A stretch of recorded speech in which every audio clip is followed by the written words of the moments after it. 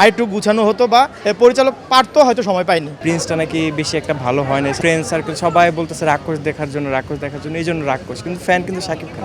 সবাই সব গল্প বোঝে না, সব স্টোরি বোঝে না, সবার মাথায় ঢোকে না। ফার্স্ট থেকে লাস্ট যদি মন দিল দিয়ে মুভি না দেখে সেই ক্ষেত্রে কিন্তু গল্প বোঝে না। এই ঈদে বেশি দেখতে পারিনি, একটা দেখেছি প্রিন্স, আর আজকে এটা দেখা হতো আগেই, কিন্তু এটা টিকিট পাইনি, আজকে পেয়েছি। 2 দিন আগে কেটেছি বনলতা এক্সপ্রেস। না, দেখবো, আমি রায়হান রাফির মুভির ফ্যান, ওটা দেখবো, আমি অবশ্যই দেখবো, কিন্তু এই শিডিউল মিলতে হবে তো আস্তে আস্তে। প্রিন্স ভালো হয়েছে, কিন্তু রিসেন্ট টাইমে সাকিব খান যেই ধরনের মুভি করেছে সেটার সাথে কম্পেয়ার করতে গেলে হয়নি, কিন্তু আগের তুলনায় ভালো হয়েছে প্রিন্স। হ্যাঁ, অবশ্যই হয়েছে। কেন, এটা কিন্তু এই যে রাইটার, মুভিটার যে লিখেছে, উনিও বলেছে যে 24টা সিন শুটই করতে পারে নাই ডিরেক্টর।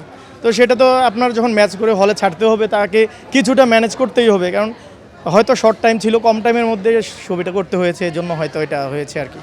আমার কাছে এরকম মনে হয়েছে যে হয়তো আরেকটু গুছানো হতো বা পরিচালক পারতো, হয়তো সময় পায়নি। না না, আসলে ঈদের পর থেকে রাক্ষসী দেখার জন্য ইন্টেনশন ছিল, বাট রাক্ষসী দেখতে আসছে, আর কোনো সিনেমা দেখিনি।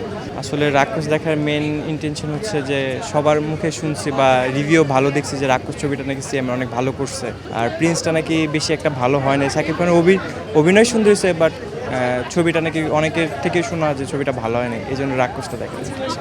আমি ফ্যান হচ্ছে সাকিব খানের, বাট ছবিটা জানি অনেক সুন্দর হয়েছে, এই জন্য রাক্ষস দেখার জন্য আসছে। না না, এরকম কিছু না, বাট রাক্ষসটা দেখার জন্য সবাই, আমার ফ্রেন্ড সার্কেল সবাই বলতেছে রাক্ষস দেখার জন্য, এই জন্য রাক্ষস, কিন্তু ফ্যান কিন্তু সাকিব খান।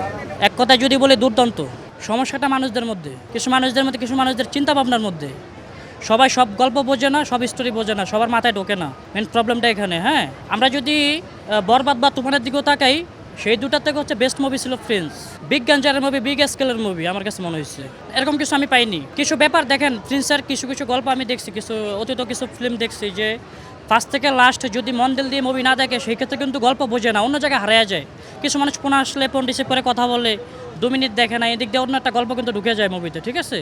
তো আরেকটা জিনিস দেখেন, প্রিন্সে কিন্তু দুর্দান্ত কিছু ভালো দিক নিয়ে মানুষ কথা বলে না। হ্যাঁ, মার্সেলের একটা কাহিনী কিন্তু আছে প্রিন্সে। শাকিব খান ভালো থেকে কিভাবে সন্ত্রাস হয়ে যায়, ওনার আম্মু থাকে অসুস্থ, হসপিটালে বেডে শুয়ে থাকে, উনি কিন্তু বলে যে মা, এই যে মা শব্দটা যখন বলে গায়ের লোম দাঁড়িয়ে, ওনার মা থাকে অসুস্থ, একটা সন্ত্রাস থেকে এসে বলে মা আমি ভালো হয়ে যাব। উনি ওনার মাকে নিয়ে যায়, মানে কোলে করে নিয়ে যায় যে ও ভালো হয়ে যাবে ওর মাকে নিয়ে।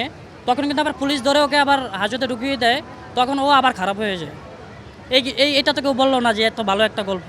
কেটে কেটে দেওয়ার যেই বিষয়টা দেখেন, কেটে কেটে দেওয়ার বিষয়গুলো লোকাল সিনেমা হলে থাকে, সিঙ্গেল স্ক্রিনে, সিনেপ্লেক্সে থাকে না। এটা কেটে কেটে যেটা প্রবলেমটা কিছুটা আছে, এটা হচ্ছে মেন প্রবলেম আমার মনে হয়েছে। ওনারা তাড়াহুড়া করতে গিয়ে মুভিটা কিছুটা হয়তো এদিক সেদিক হয়ে গেছে।